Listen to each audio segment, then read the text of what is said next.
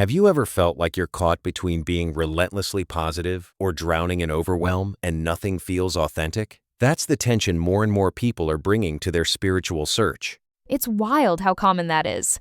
For me, it wasn't about questioning whether spirituality itself worked. It was the constant pressure to be all light and never admit to having any shadow.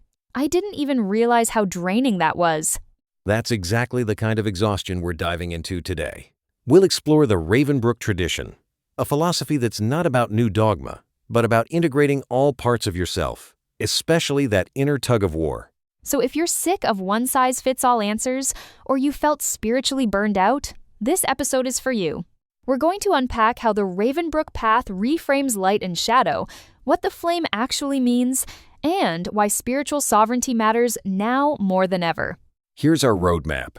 First, we'll look at why people today are so spiritually exhausted. Then, we'll explore the pitfalls of chasing only light or hiding from the shadow. We'll break down what the flame means, what the Ravenbrook tradition actually is, and how all this could shift your relationship with yourself. You know, I used to think exhaustion was just about being busy, but spiritual exhaustion feels different. It's like you're always on edge, trying to be perfect, or at least not openly struggling. Totally. There's this pressure to perform spiritual purity, to only ever display the good stuff.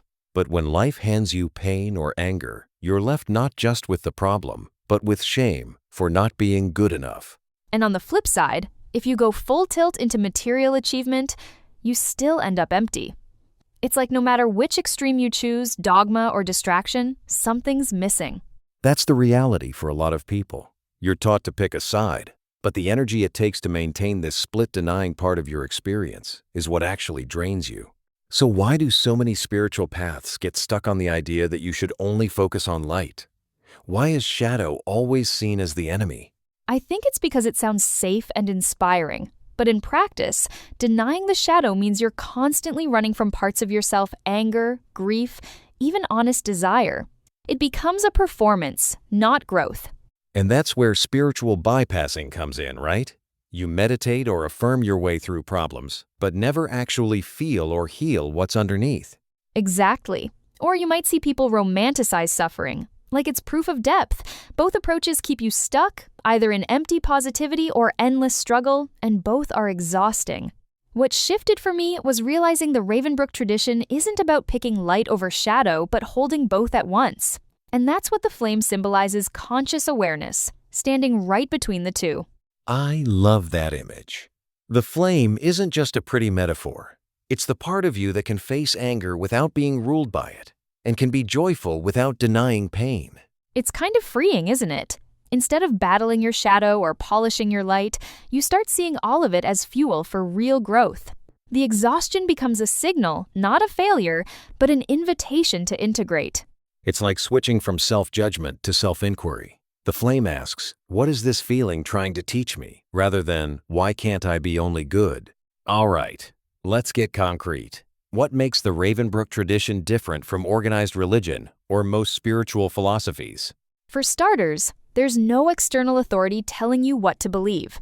It's not a map with a set destination. It's more like a toolkit for navigating your own inner world. You're encouraged to question, to experiment, to trust your own discernment.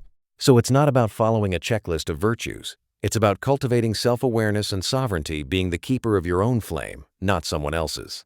And that focus on wholeness changes everything. You're not trying to cut out the messy bits or perform enlightenment. The tradition recognizes your inner complexity as your source of power, not your flaw. That's all very philosophical, but what does it look like day to day? For me, it means I check in with myself. Where am I feeling tension? Am I trying to suppress something, or am I willing to hold space for it? Right. When you stop policing your emotions and start listening to them, you actually have more energy. I've noticed I'm less reactive with others and more creative in my work when I give my shadow a seat at the table. And relationships get deeper too. When you're not hiding parts of yourself, you can show up more honestly and invite others to do the same. That's the power of integration. The flame radiates out into community. It's a ripple effect. Inner balance leads to ethical action, compassion, and clearer boundaries, all grounded in who you really are, not who you think you should be. Let's wrap up with the big takeaways.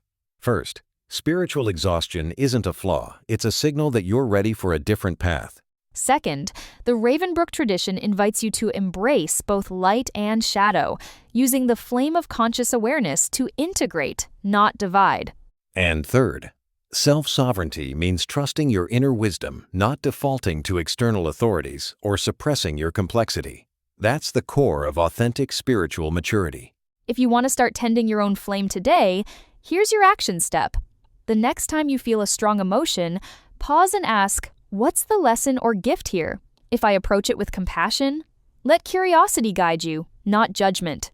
Thanks for listening. And remember, your wholeness isn't about perfection.